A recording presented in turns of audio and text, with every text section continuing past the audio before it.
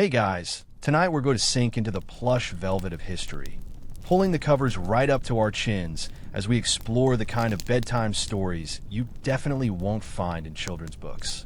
We're talking about the scandalous popes of the Middle Ages, a parade of characters so wild, so audacious, that they make your favorite reality TV stars look like choir boys. You're about to embark on a journey through murky political waters, moral quagmires, and moments of sheer, jaw-dropping audacity.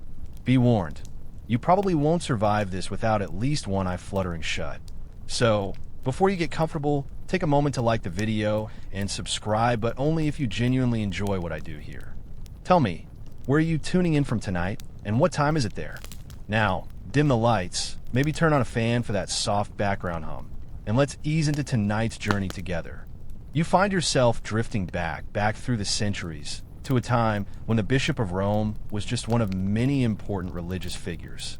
Imagine the nascent church, a sprawling network of communities, still finding its footing in the dusty ruins of the Roman Empire.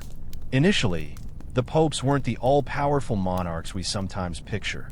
They were more like community leaders, spiritual guides in a chaotic world.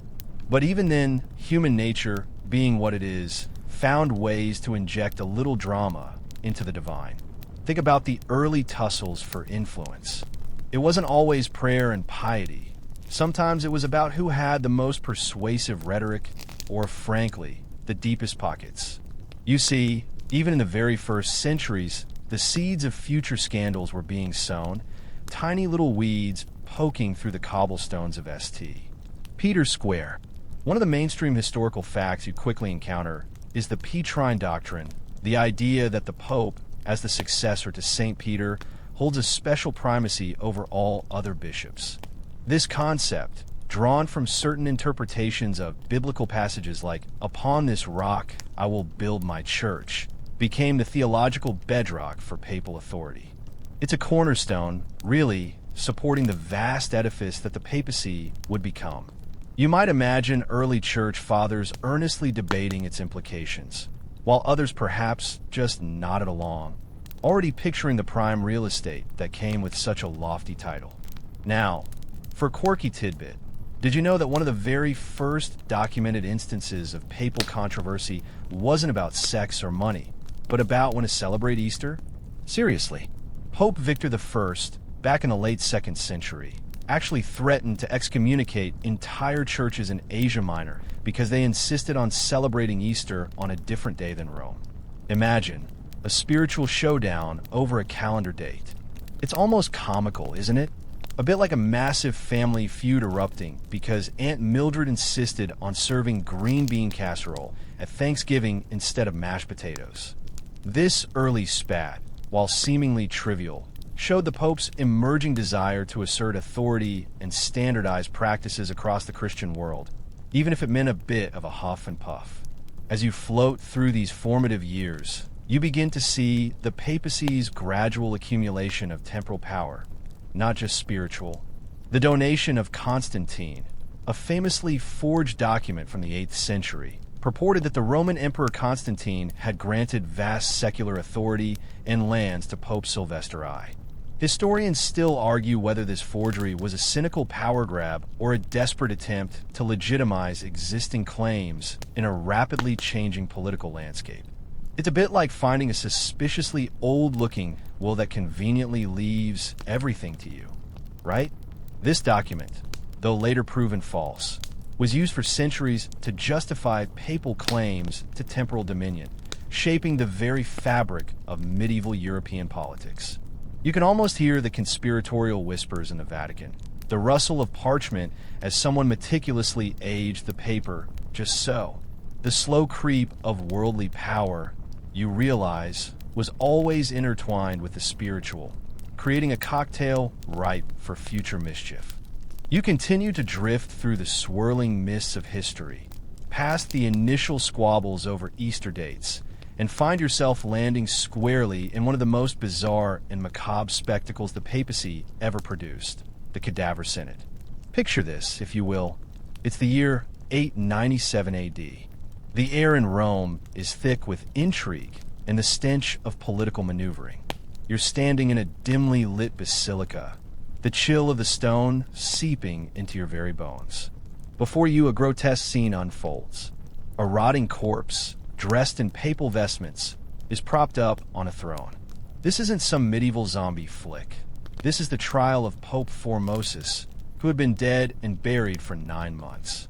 You can practically hear the hushed gasps and nervous coughs from the assembled clergy, their faces illuminated by flickering torchlight.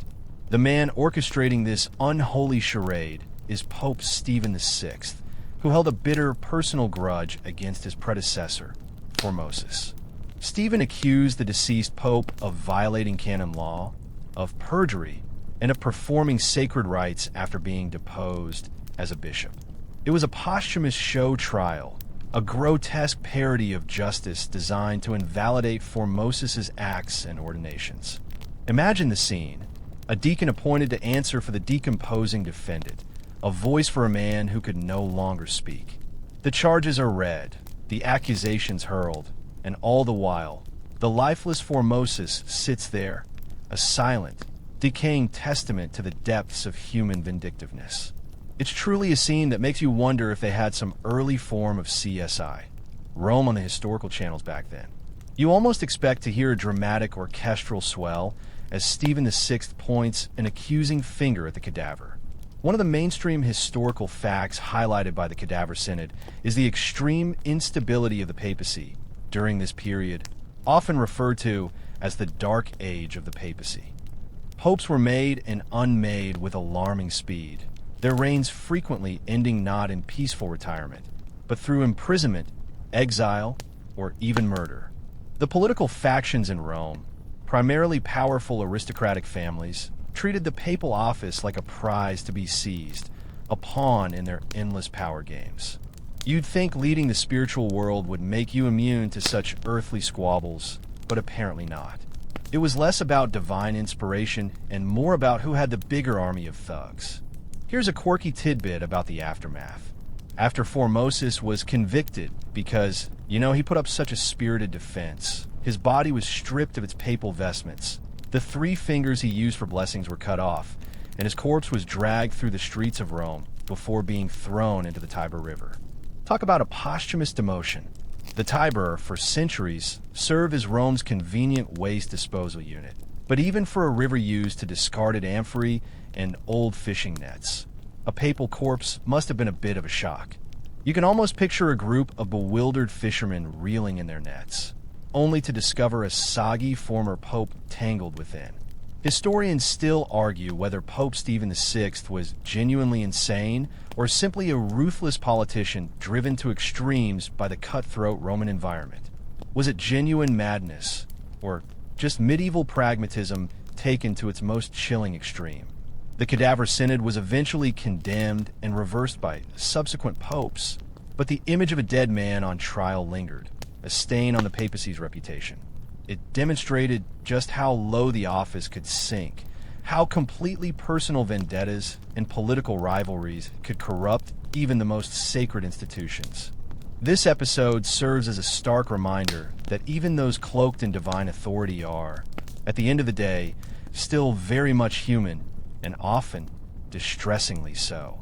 It also makes you grateful for modern courtroom dramas, where at least the defendants are usually still breathing.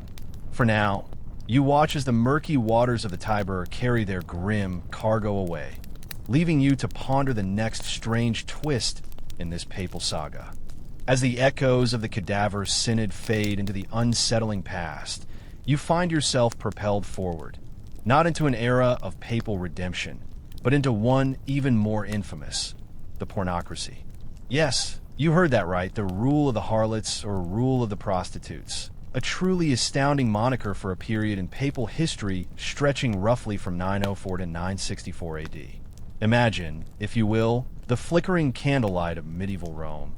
But instead of pious monks and solemn cardinals, you envision powerful, ambitious women, not in nuns' habits, but in the finest silks, pulling the strings of the Holy See. It's less the name of the rose and more House of Cards meets a particularly scandalous historical drama. At the heart of this salacious period were women from the powerful Theophylacti family, primarily Theodora the Elder and her formidable daughter, Marozia. These women, from the Roman aristocracy, weren't just influential. They were the kingmakers, or rather, the pope-makers. They controlled vast swathes of Rome, commanded private armies, and held immense sway over who ascended to the chair of St. Peter. You can almost picture them, lounging on richly embroidered cushions, sipping spiced wine, as they coolly discuss which pliable cleric would be the next puppet pope. It certainly makes for a more interesting dinner party conversation than debating the merits of liturgical reform, doesn't it? One of the mainstream historical facts that defines this era is the appointment of popes through sheer political power and personal influence, often bypassing any semblance of canonical election. Theodora and Marozia installed and deposed popes with a casualness that would make modern politicians blush. Pope Sergius III, for instance, was widely believed to be a lover of Marozia, and their alleged son, John, would later become Pope John XI. Imagine the family tree diagrams at Christmas dinner. It wasn't about spiritual merit or theological prowess. It was about familial connections, strategic alliances, and who could best serve the interests of these dominant Roman families. The spiritual office, once the pinnacle of Christian authority, had seemingly devolved into a mere extension of aristocratic power struggles, a particularly gaudy piece of furniture in the Roman palace. For a quirky tidbit, consider Pope John XII. He was Marozia's grandson, made pope at the tender age of 18 or 20. Historians still argue his exact birth year, which is a detail he probably didn't prioritize. His pontificate was legendary for its depravity.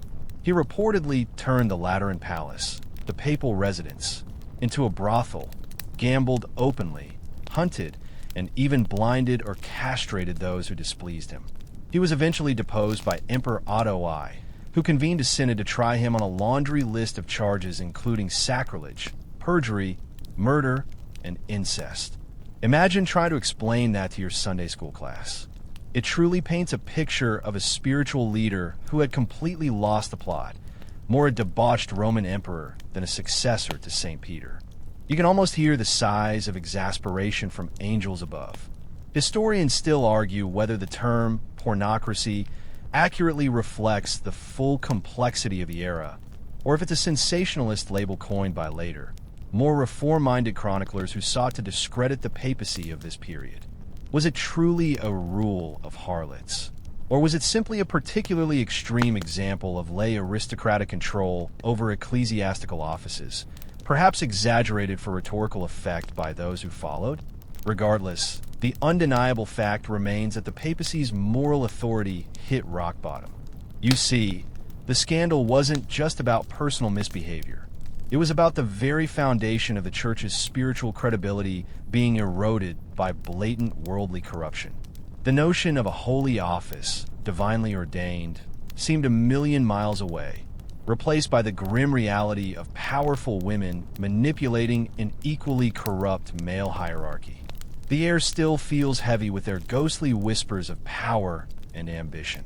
Leaving the opulent, yet morally bankrupt, drawing rooms of the pornocracy behind, you stumble into a different, yet equally pervasive, form of corruption that plagued the medieval church: simony and Nicolaitism.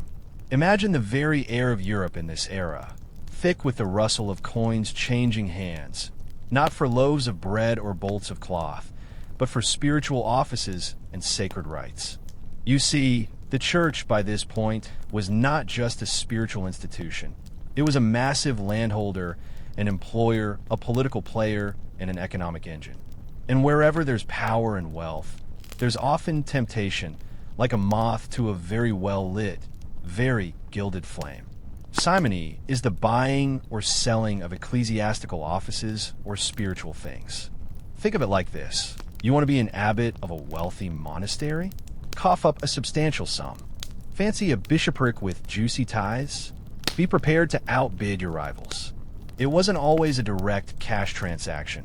Sometimes it was a gift, a favor, or a political alliance, but the underlying principle was the same. Sacred positions were treated as commodities. You can almost hear the hushed negotiations in dark corners of cathedrals, the clinking of gold coins, and the nervous whispers of clerics hoping to buy their way to salvation, or at least a comfortable living. It's the ultimate pay-to-play scheme, but with eternal consequences, supposedly. One of the mainstream historical facts illustrating the widespread nature of simony is its direct challenge to the very idea of a clergy called by God. If you could simply purchase your way into a position of spiritual authority, what did that say about divine appointment or genuine piety? It meant that ambitious, often unqualified, individuals could ascend the ranks, more concerned with their personal coffers than the spiritual welfare of their flock. Imagine your local priest, not chosen for his wisdom or compassion, but because his family could afford the biggest donation to the bishop. It certainly puts a different spin on Sunday sermons, doesn't it? Then there was Nicolaitism, which was the practice of clerical marriage or concubinage. While priestly celibacy had been an ideal for centuries, it was often honored more in the breach than in the observance. Many priests, bishops, and even popes lived with women, had children, and passed on church property to their offspring. Picture a kindly parish priest, his parsonage bustling with children and a loving wife, living a life that, by modern standards, seems perfectly normal. But in the eyes of reformers, this was a grave scandal. It was seen as binding the clergy too much to worldly concerns, making them part of a dynastic system rather than solely devoted to God. You can almost smell the baby powder mingling with the incense. A quirky tidbit: some medieval records suggest that in certain regions, the practice of priests having wives, often referred to as concubines, whether truly married or not, was so ingrained that parish owners sometimes expected their priest to have a family, seeing it as a sign of stability and community integration. It wasn't universally seen as a scandal on the ground, but rather a practical reality of life. So while Rome thundered about celibacy, some village churches were probably hosting baptismal parties for the priest's latest offspring. Historians still argue whether the church's long battle against clerical marriage was primarily a theological one, aimed at spiritual purity, or a pragmatic one, designed to prevent the inheritance of church property and thus consolidate papal control. Was it about God or about gold and governance? The debate rages on, much like the whispered confessions in the confessional booth. These twin corruption simony and Nicolaitism wear the rot within the church's timbers, weakening its moral standing and fueling widespread calls for reform. They meant that the very people meant to lead humanity to salvation were often seen as greedy, worldly, and hypocritical. The air still feels heavy with the weight of unholy transactions and illicit affections, a testament to how deeply human frailty could infiltrate even the most sacred of institutions. You sigh, recognizing that even divine institutions are, at their core, run by people with all their very human failings. Having navigated the murky waters of simony and the entangled family trees of Nicolaitism, you now find yourself amidst a towering struggle that redefined the relationship between spiritual and secular power. The investiture controversy, specifically centered around the formidable figure of Pope Gregory VII. This wasn't just a squabble. It was a clash of titans, a medieval showdown between emperors and popes, each convinced they held the ultimate authority on earth. Imagine two colossi standing on opposite hilltops, hurling bolts of lightning at each other, one draped in imperial purple, the other in papal white. At the heart of this conflict was lay investiture, the practice by which secular rulers, kings, emperors, and powerful nobles appointed bishops and abbots and invested them with the symbols of their office, such as the ring and crozier. To a king, this made perfect sense. Bishops often controlled vast lands, commanded armies, and acted as key administrators within their realms. Appointing them was a crucial way to ensure loyalty and consolidate power. To the reformers within the church, however, it was an abomination. It meant that spiritual leaders, intended to be God's representatives, were beholden to worldly rulers, often chosen for political expediency rather than spiritual fitness. You can almost feel the tension in the air, the uneasy balance between spiritual purity and temporal practicality. One of the mainstream historical facts that encapsulates this struggle is the dramatic confrontation between Pope Gregory VII and Emperor Henry IV. Gregory, a zealous reformer, was absolutely adamant that the church should be free from secular interference. He issued decrees condemning lay investiture and even declared that the Pope had the authority to depose emperors. Henry, naturally, was not amused. He saw this as a direct assault on his imperial authority, especially given how many bishops were essentially his feudal vassals. The two exchanged increasingly fiery letters, culminating in Henry declaring Gregory deposed and Gregory, in turn, excommunicating Henry. Imagine getting an email from your boss saying you're fired and replying with no, you're fired, and by the way, you're going to hell. That's essentially the vibe. For a quirky tidbit, consider the walk to Canossa in 1077. After being excommunicated and facing a rebellion from his own nobles who were only too happy to use the Pope's decree as an excuse, Henry IV realized he was in deep trouble. So, he made the arduous journey across the Alps in the middle of winter to the castle of Canossa in northern Italy, where Gregory VII was staying. For 3 days, Henry, dressed as a penitent, stood barefoot in the snow outside the castle gates, begging for the Pope's forgiveness. You can almost feel the biting cold, the humiliation, and the sheer desperation. Gregory, ever the political strategist, waited 3 days, letting the penitence sink in before finally granting absolution. Historians still argue whether Henry's penance at Canossa was a genuine act of submission or a brilliant political maneuver to regain lost ground. Was it sincere repentance or cunning calculation? The icy winds of Canossa hold their secrets close. The investiture controversy, eventually resolved, sort of, by the Concordat of Worms in 1122, established a distinction between the spiritual authority of the church and the temporal authority of rulers, even if the lines often remain blurry. It was a pivotal moment in the development of papal power, cementing the idea that the Pope, in spiritual matters, stood above even emperors. You can almost hear the triumphant chants from Rome, even as secular rulers quietly plotted their next move.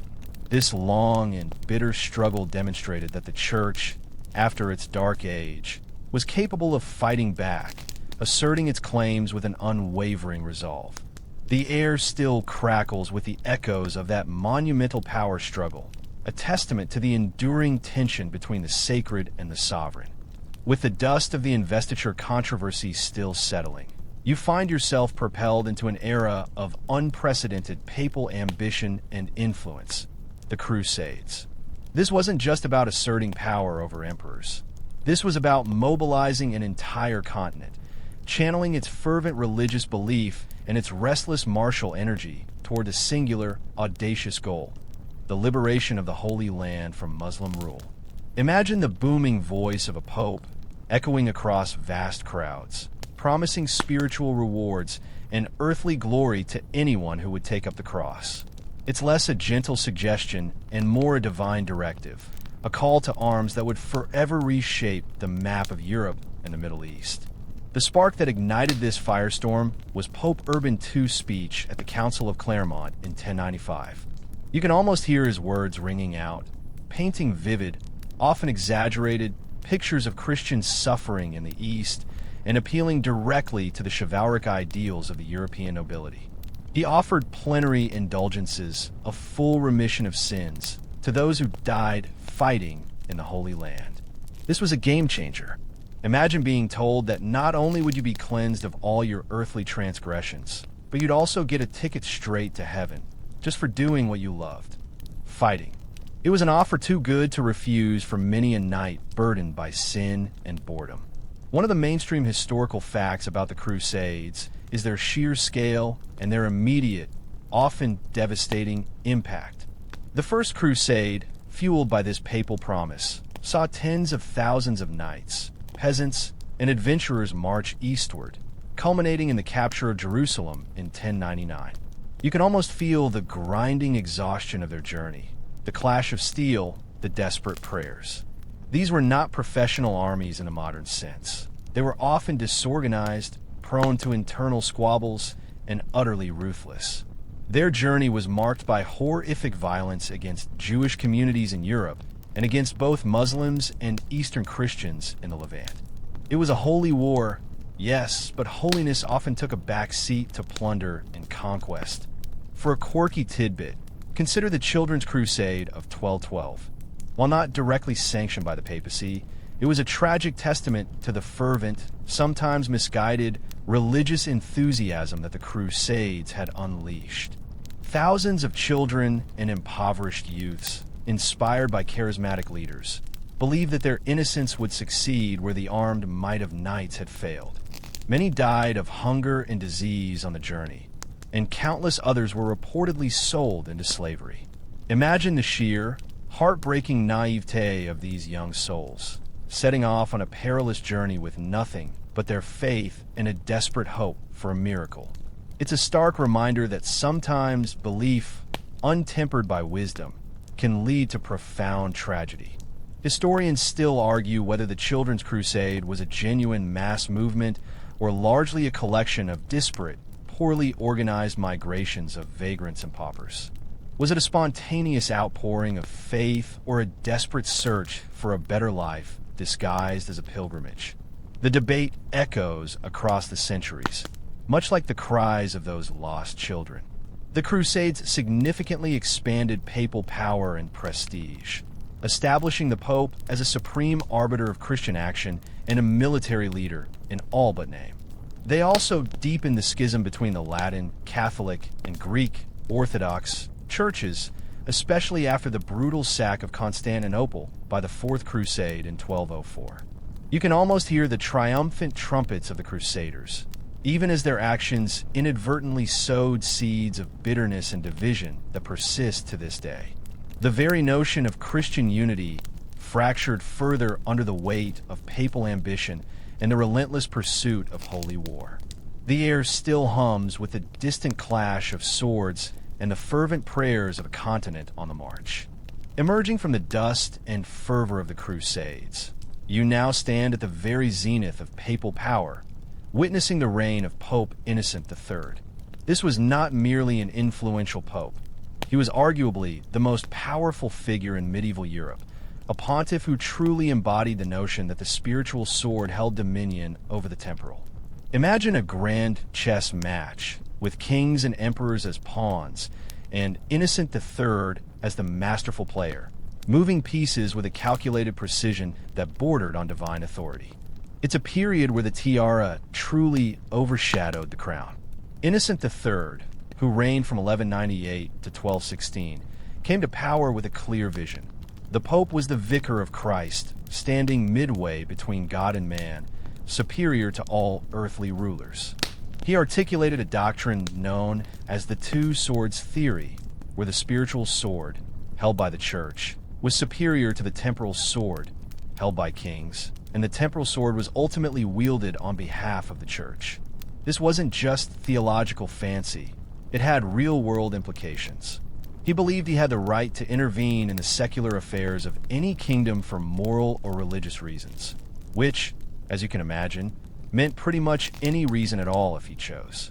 You can almost feel the weight of his gaze, a gaze that encompassed not just the souls of men, but their kingdoms as well. One of the mainstream historical facts demonstrating Innocent III's unprecedented authority is his intervention in the affairs of nearly every major European monarch. He excommunicated kings, placed entire kingdoms under interdict, which meant no sacraments could be performed, effectively crippling religious life and often leading to popular revolts against the ruler, and even arbitrated disputes between rival claimants to thrones. For example, he forced King John of England to accept the Pope as his feudal overlord and pay tribute, after Innocent had excommunicated him and backed a French invasion. Imagine having your entire country put on spiritual lockdown until you bend the knee to the Pope. It was an incredibly potent weapon, far more intimidating to a medieval ruler than any army. For a quirky tidbit, Innocent III was also a prolific writer and theologian, and among his works was a treatise on the misery of the human condition, a rather grim reflection on sin, death, and decay. It's quite the contrast to his outward projection of immense power, isn't it? While he was busy humbling emperors and launching crusades, he was also contemplating the fleeting nature of life and the inevitability of human suffering. You can almost picture him, after a long day of deposing monarchs, retiring to his study to write about the worms that would eventually consume all flesh. Historians still argue whether Innocent III's seemingly boundless ambition was truly driven by a selfless desire for church reform and spiritual order, or if it was ultimately rooted in a very human lust for temporal power. Was he a saintly reformer or a political mastermind in a papal tiara? The historical record offers tantalizing clues, but no definitive answer. Innocent III also presided over the Fourth Lateran Council in 1215, a landmark event that issued decrees on everything from the election of bishops to the mandatory annual confession and communion for all Catholics, profoundly shaping medieval Christian life. He launched the Albigensian Crusade against heretics in southern France, a brutal campaign that saw immense bloodshed and solidified papal control over doctrinal purity. You can almost hear the solemn pronouncements of the council, even as the distant cries of the persecuted echo. His pontificate was a true high watermark for the medieval papacy, a time when the Pope was in essence the supreme arbiter of both spiritual and political destiny for much of the Western world. The air still reverberates with the weight of his pronouncements, the ultimate fusion of the sacred and the sovereign. Just as you begin to feel comfortable with the idea of a supremely powerful papacy, wielding both spiritual and temporal swords with unquestionable authority, the historical currents shift dramatically. You're now transported to the early 14th century, a period often referred to as the Avignon papacy, or more dramatically, the Babylonian captivity of the papacy.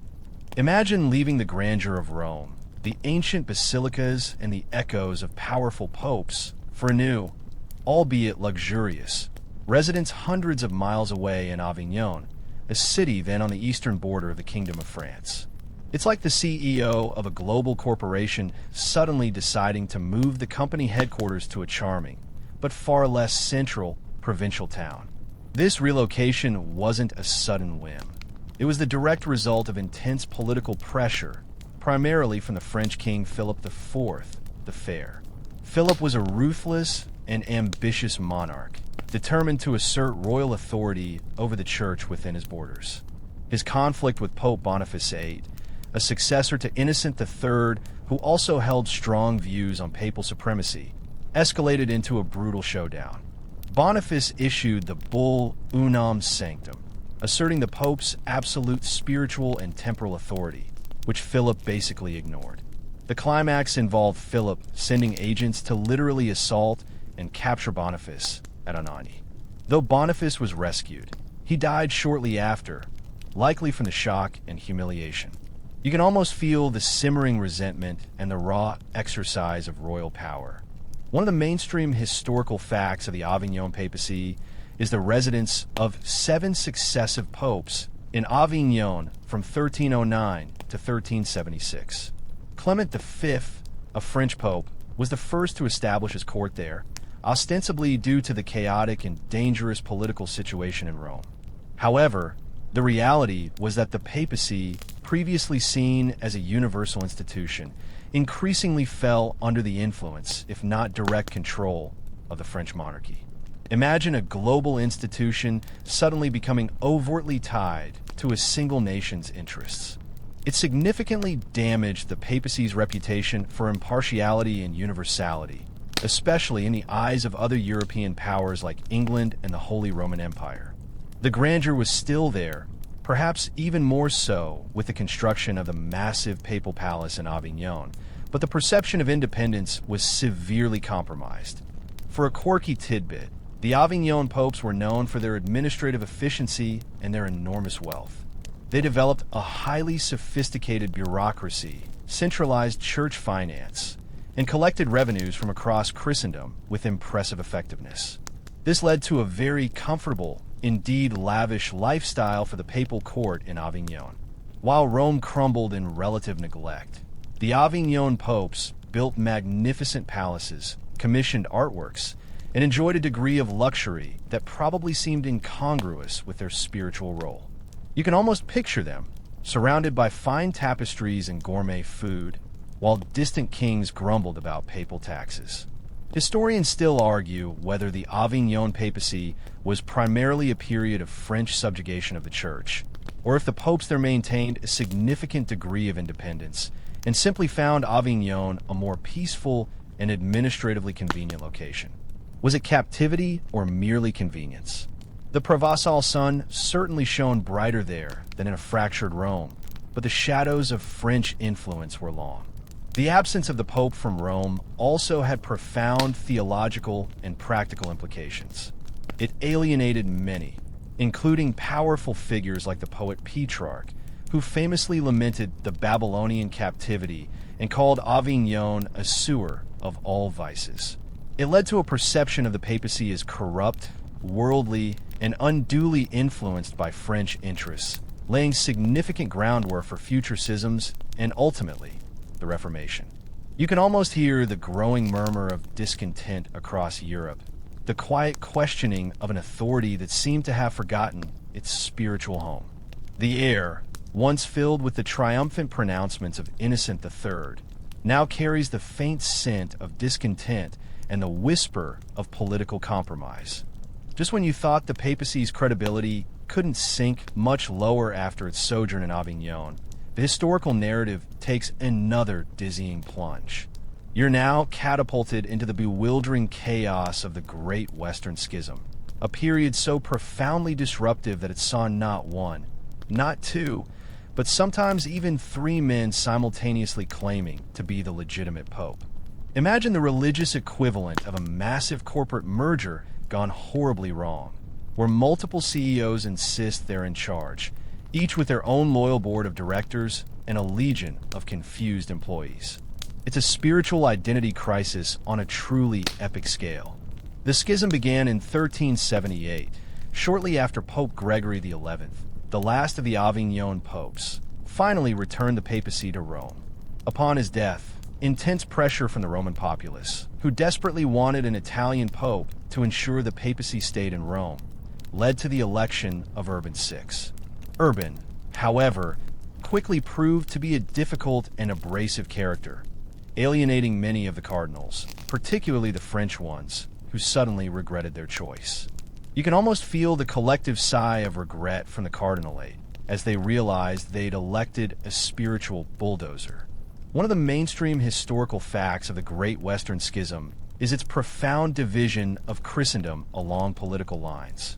The disgruntled cardinals, mostly French, declared Urban VI's election invalid due to alleged coercion and promptly elected their own pope, Clement VII, who re-established a papal court in Avignon. Suddenly, there were two popes, each with their own college of cardinals, their own administrative apparatus, and their own claims to legitimacy. Europe was forced to choose sides. France and its allies, Scotland, Castile, Aragon, Naples, supported the Avignon Pope, while England, the Holy Roman Empire, and most of Italy supported the Roman Pope. Imagine the spiritual confusion for the average believer. Who do you pray for? Whose blessings are valid? Whose excommunications are real? It was a theological nightmare, a crisis of conscience for millions. For a quirky tidbit, attempts to resolve the schism often led to further complications. In 1409, frustrated cardinals convened the Council of Pisa, hoping to depose both existing popes, Gregory XII in Rome and Benedict XIII in Avignon, and elect a new, unifying pontiff. They succeeded in electing Alexander V, but neither of the other two popes recognized the council's authority or stepped down. So instead of two popes, Europe now had three. Imagine trying to hold a unified Christmas service with that kind of leadership. It truly was a case of the more the merrier, except merrier translated to more utterly chaotic. Historians still argue whether the Council of Pisa, despite its failure to end the schism, was a crucial step in promoting the idea that a general council could hold authority superior to that of the Pope, paving the way for later conciliar movements. Was it a misguided attempt at unity or a necessary, if flawed, step towards reform? The echoes of their fervent debates still ring through the empty halls. The Great Western Schism finally ended with the Council of Constance, 1414 to 1418, which successfully deposed all three claimants and elected a single, universally recognized pope, Martin V. But the damage was done. The decades of division had severely eroded papal authority, undermined the credibility of the Church, and fostered an environment of skepticism and reformist thinking that would ultimately contribute to the Protestant Reformation a century later. You can almost hear the collective sigh of relief from a weary Europe, even as the deep scars of the schism lingered, a permanent reminder of how human fallibility could fracture even the holiest of institutions. The air still feels thick with the lingering questions of legitimacy and the unsettling whispers of three thrones, but only one true shepherd. Having witnessed the dizzying spectacle of three popes vying for power during the Great Western Schism, you now enter a period where the very structure of church authority came under intense scrutiny, the conciliar movement. This wasn't just about who should be pope, but about the fundamental question of where ultimate authority within the church resided. Imagine a long-running organizational debate, but instead of corporate boardrooms, it's solemn church councils, filled with bishops, theologians, and secular rulers, all wrestling with profound questions of governance and divine will. The Great Western Schism, with its multiple papal claimants, had highlighted the desperate need for a mechanism to resolve such crises. The traditional understanding was that the Pope was supreme, but what if there were three of them, all claiming supremacy? This predicament led to the logical, albeit revolutionary, idea that a general council of the Church representing the collective wisdom of the entire Christian community could hold authority superior to that of a single Pope, especially in times of schism or widespread corruption. You can almost hear the excited whispers in university lecture halls across Europe. The radical notion that power could be distributed, not concentrated in one man. One of the mainstream historical facts that embodies this movement is the Council of Constance, 1414 to 1418, which successfully ended the Great Western Schism.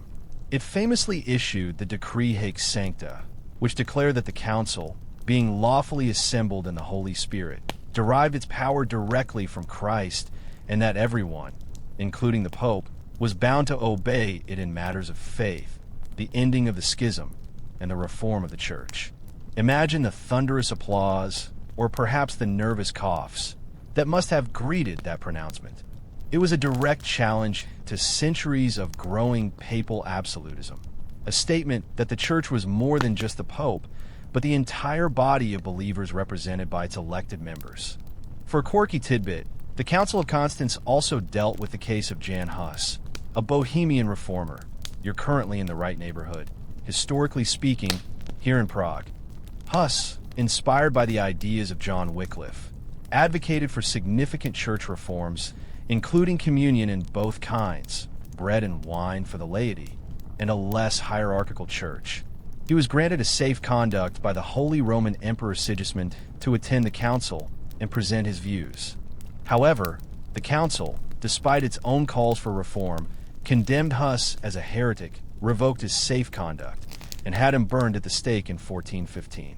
Imagine being promised safe passage only to end up on a pyre. It's a stark reminder that even reform-minded councils could be ruthless in upholding traditional doctrine. Historians still argue whether the execution of Jan Hus was a tragic necessity to maintain doctrinal unity in a fractured church, or a betrayal of promises and a cruel suppression of legitimate calls for reform. Was it an act of justice or a profound injustice? The ashes of Jan Hus, scattered on the Rhine, provide no easy answer. Despite its success in ending the schism, the conciliar movement ultimately failed to permanently establish councils as a regular check on papal power. Later popes vigorously reasserted their supremacy, rejecting the idea of a superior council. The papacy, having weathered the storm of competing claimants, was determined not to be constrained by a parliament of bishops. You can almost feel the slow reassertion of papal authority, like a spring recoiling after being stretched to its limits. This failure, however, left a lingering question mark over the nature of church governance and contributed to the widespread discontent that would soon erupt into the Protestant Reformation. The air still whispers with the unfulfilled promise of a more democratic church, a dream put on hold for centuries. Stepping away from the weighty debates of the conciliar movement, you now find yourself strolling into a different kind of papal spectacle, the Renaissance papacy. This era, roughly spanning from the mid-15th century to the early 16th century, was characterized by a fascinating, often scandalous, blend of high art, lavish spending, and profound moral decadence within the highest echelons of the church. Imagine the scent of wet plaster mingling with the perfume of courtesans, the sound of chisels striking marble accompanied by the hushed whispers of political intrigue. It's a period where popes acted less like spiritual shepherds and more like secular princes, deeply immersed in worldly affairs, patronage, and power.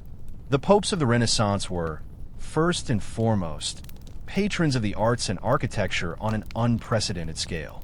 They commissioned some of the most iconic works of Western civilization, transforming Rome into a dazzling center of beauty and intellectual ferment. Think of the Sistine Chapel ceiling, St. Peter's Basilica, or the Raphael rooms in the Vatican. These masterpieces were not just acts of piety. They were deliberate statements of papal power, wealth, and prestige, designed to awe and inspire.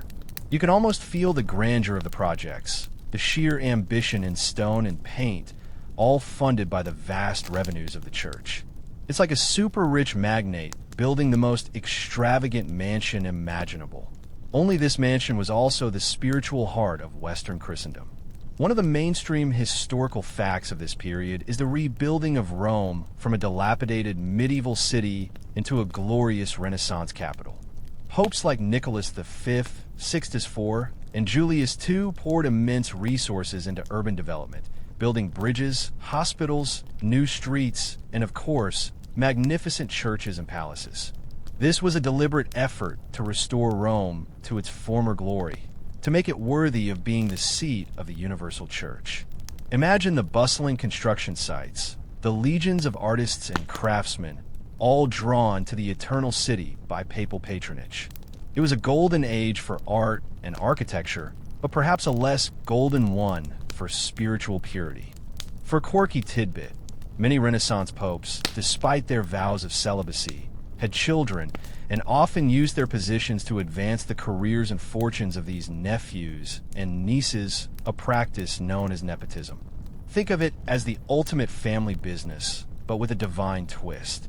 For instance, Pope Sixtus IV appointed 6 of his nephews as cardinals, enriching them and securing their positions of power. One of these nephews later became Pope Julius II. You can almost hear the sighs of exasperation from the truly pious clergy, watching as family ties trumped spiritual merit. This was not just about providing for family.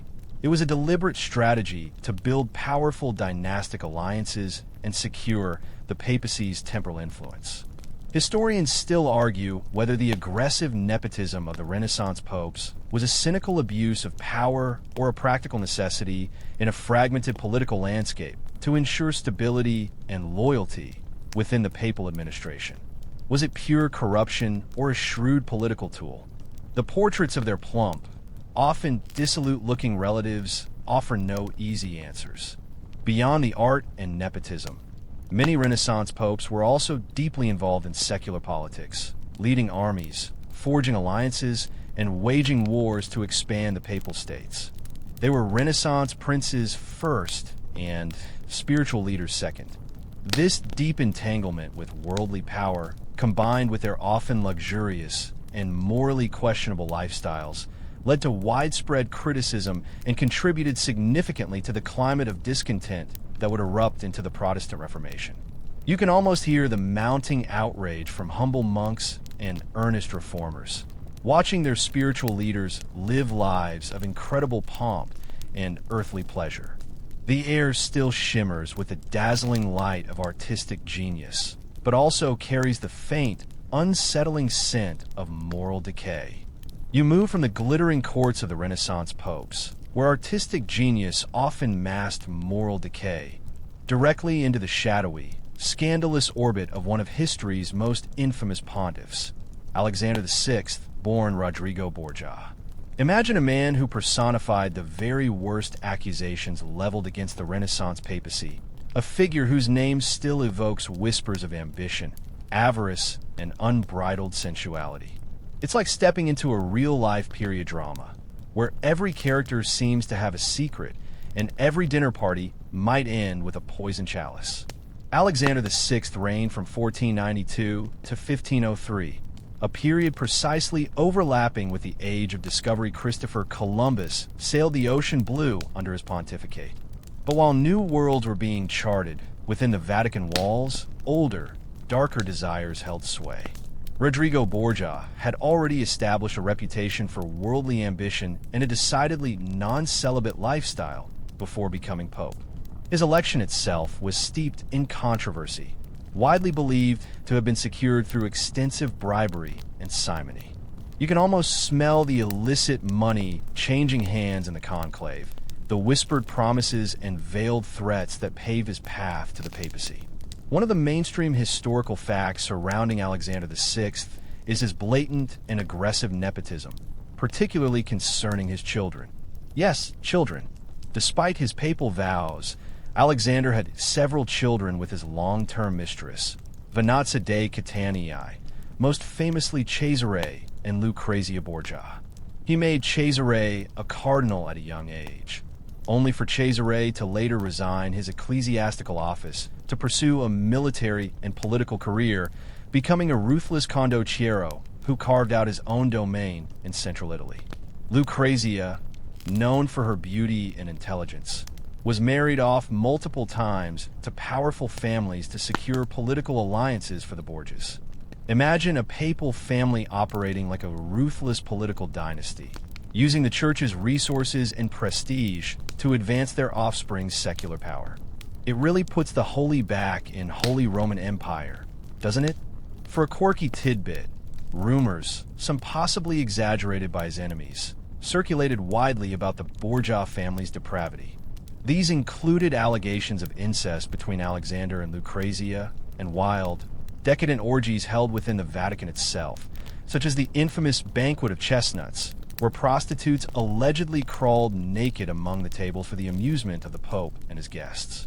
While perhaps embellished, these stories illustrate the contemporary perception of the Borgia papacy as utterly scandalous and morally bankrupt. You can almost hear the gasps of shock and titillation from across Europe as these tales spread like wildfire. Historians still argue whether many of the most sensational accusations against Alexander VI and his family were genuine or malicious fabrications by their numerous political and ecclesiastical enemies. Was he truly as evil as his reputation suggests, or was he merely a product of his time, with his sins magnified by envious rivals? The dust of centuries obscures the full, sordid truth.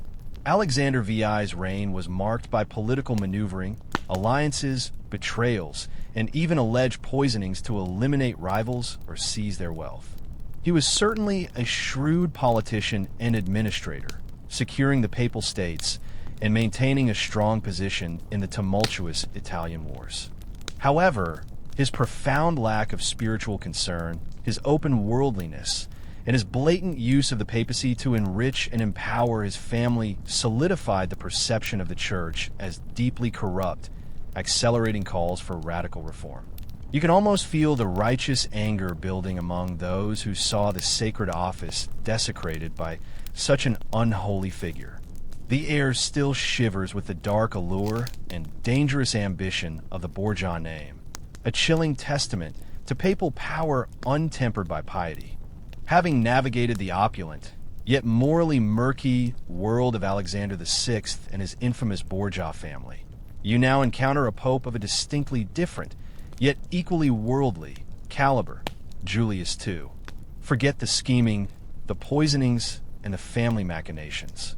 Julius II, who reigned from 1503 to 1513, was a force of nature, a pope who preferred armor to vestments, and a sword to a crozier.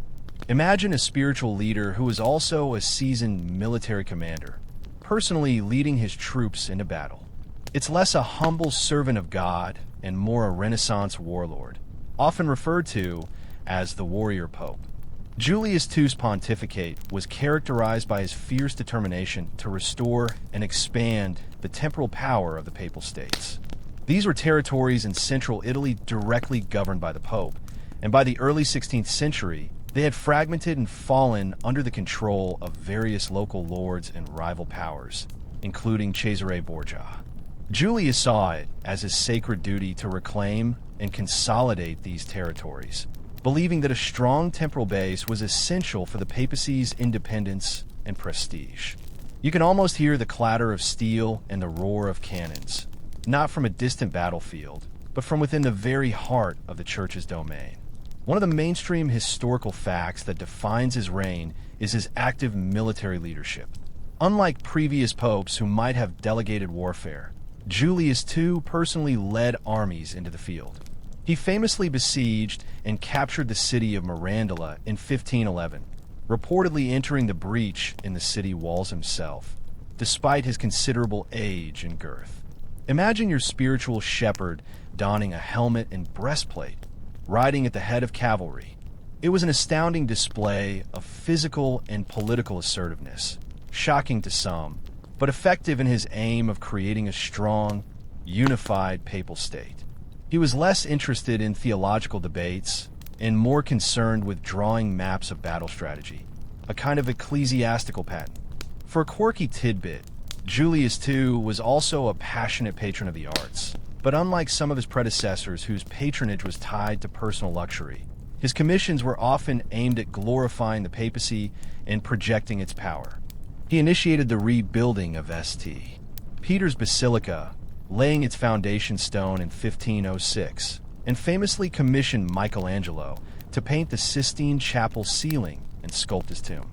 Imagine the sheer audacity, waging wars by day and overseeing the creation of immortal masterpieces by night. He often had fiery disagreements with Michelangelo, reportedly urging the artist to work faster. You can almost hear the exasperated sighs of Michelangelo as the Pope, perhaps fresh from a military campaign, demanded to know why his ceiling wasn't finished yet. Historians still argue whether Julius II's aggressive pursuit of temporal power and his military campaigns ultimately served the best interests of the church, or if they further alienated a populace increasingly weary of worldly popes. Was he a necessary strongman in a chaotic era, or a spiritual leader who lost his way in the pursuit of earthly dominion? The echoes of his thunderous pronouncements, both military and artistic, leave the question hanging in the air. Julius II's warrior persona and his focus on temporal power did little to address the growing spiritual malaise within the church. While he secured the Papal States and filled Rome with artistic marvels, he also alienated many with his worldly actions and his apparent disregard for calls for moral reform. His reign, though a powerful assertion of papal temporal authority, unwittingly contributed to the very criticisms that would fuel the coming Reformation. You can almost feel the ground rumbling beneath your feet, not from cavalry charges, but from the quiet discontent brewing in the minds of reformers across Europe. The air still reverberates with the sound of hammer on stone and the distant clang of swords, a powerful testament to a pope who chose the path of the conqueror. From the battlefields and grand artistic workshops of Julius II, you glide seamlessly into the final act of our pre-Reformation papal drama, encountering Pope Leo X, born Giovanni de' Medici. His reign, from 1513 to 1521, marked a period of unparalleled Medici splendor in Rome, but also, tragically for the Church, set the stage for the earth-shattering event of the Protestant Reformation. Imagine a pope who was less a warrior and more a connoisseur, a man whose love for luxury, art, and the good life was as boundless as his need for money. It's like watching a grand, extravagant party on the eve of a cataclysm, with the host utterly oblivious to the storm clouds gathering on the horizon.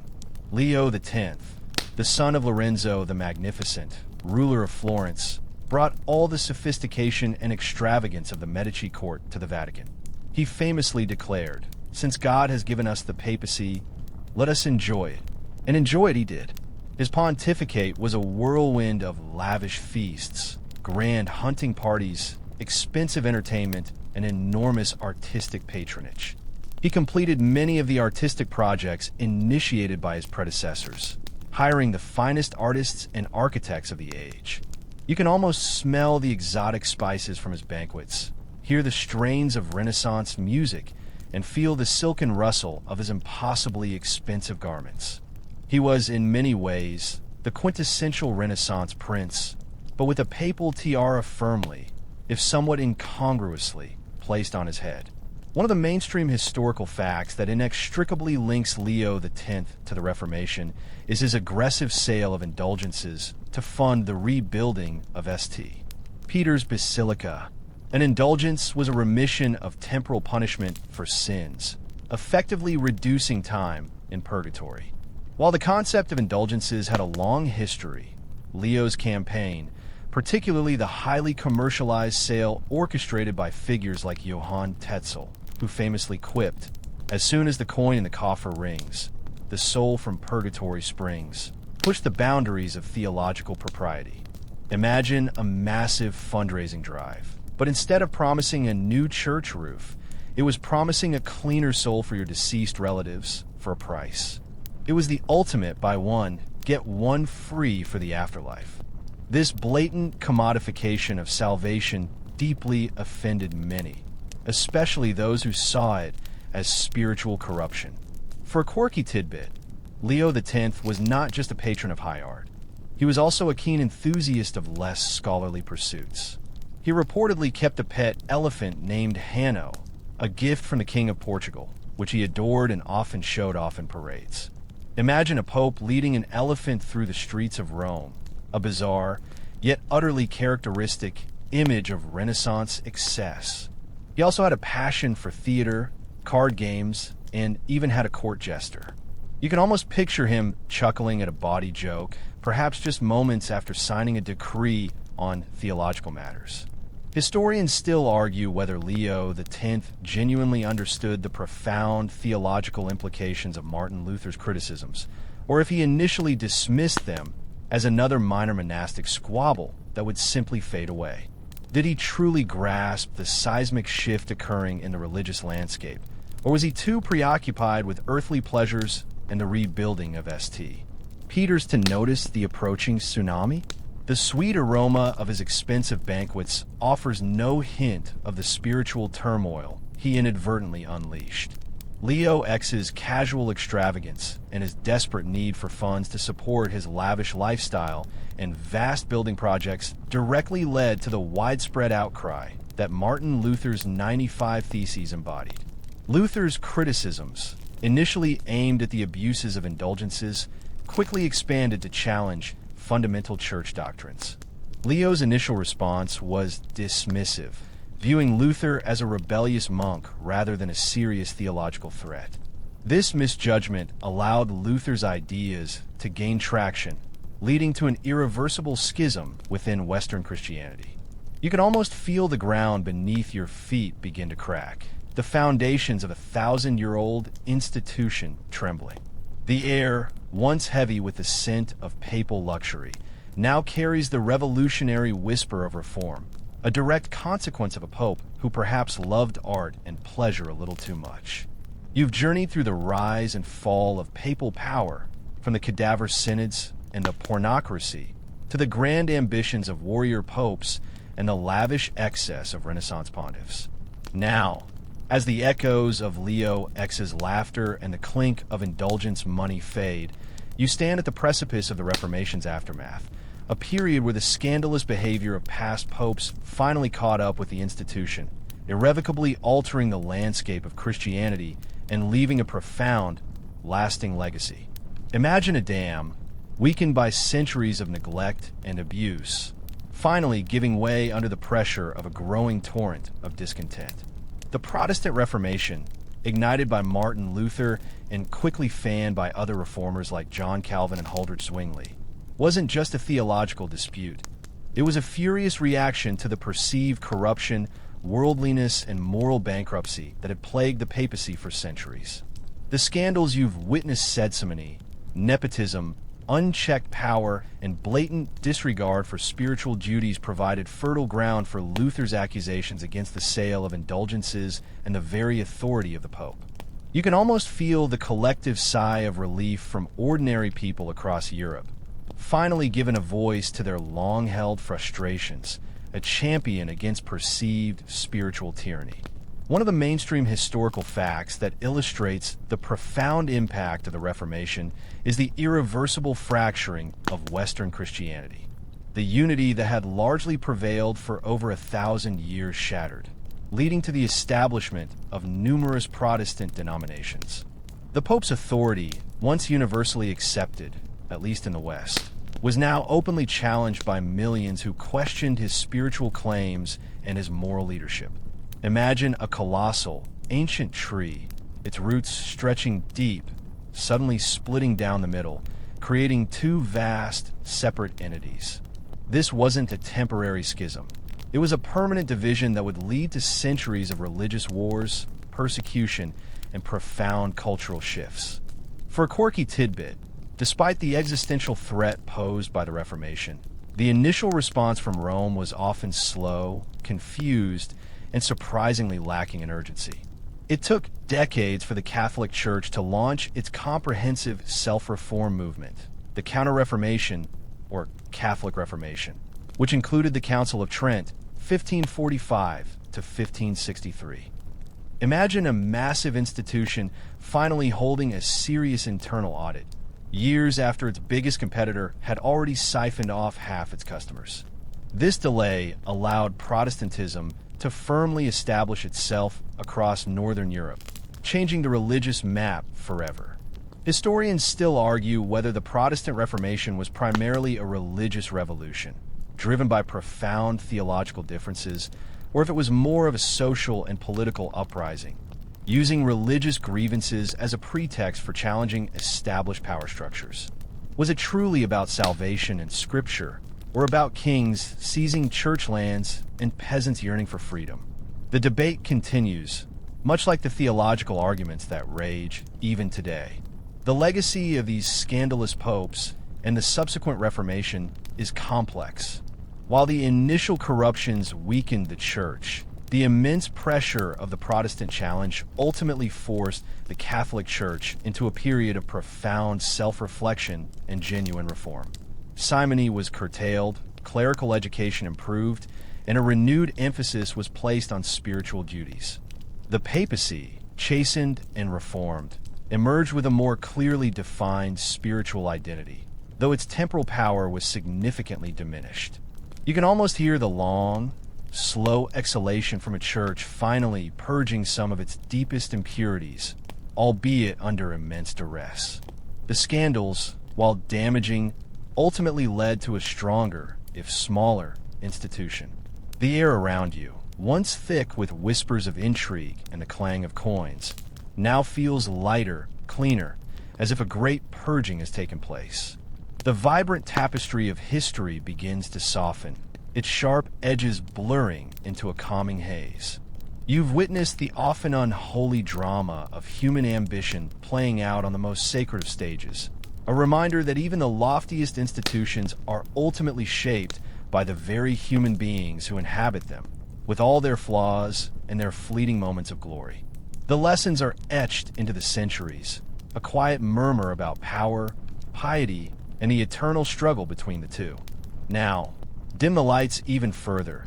Let the gentle hum of the fan truly envelop you, and feel your muscles begin to unwind. The long march through history is drawing to a close, and the tumultuous lives of those long-dead popes are fading into the comforting distance. You've seen the grand spectacles, the quiet corruptions, and the profound shifts that shaped an entire continent. But now all that drama, all that intrigue, is just a whisper in the past, a story told in the stillness of your room. Let the facts, the quirky tidbits, and the lingering questions simply dissolve into the soft edges of your consciousness. There's nothing left to do, nowhere left to go, but deeper into the quietude of the night. Your mind, full of strange tales and ancient power struggles, is gently drifting, as the very air around you seems to grow heavier, warmer, pulling you down into peaceful slumber. Let the last vestiges of the day's thoughts, like leaves on a slow-moving stream, float effortlessly away. Just breathe deeply and slowly, and let the quiet darkness embrace you.